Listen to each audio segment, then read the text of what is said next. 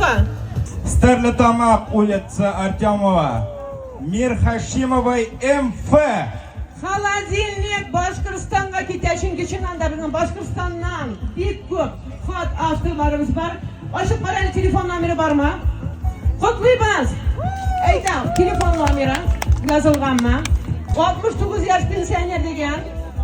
Hozir o'zim bu aniyim o'qiydi, erim o'qiydi degan, ko'rshilarga da bergan. Ayya, aytam. Rusan sen shunday matashlashasiz. Ayting. Zimshingan köpek. Ben şokiratib qo'ying ali, oldirmikan telefondan. Ijasizmi Ruslan? Ayya. Chaqiruv borang. Chaqiruv bora, telefon chaqiraman. Sizni oldan, Boshqirdistonda 2 soat oldi, o'zingiz bilasiz. Yo'qlaganlardir balki. Yo'q ali.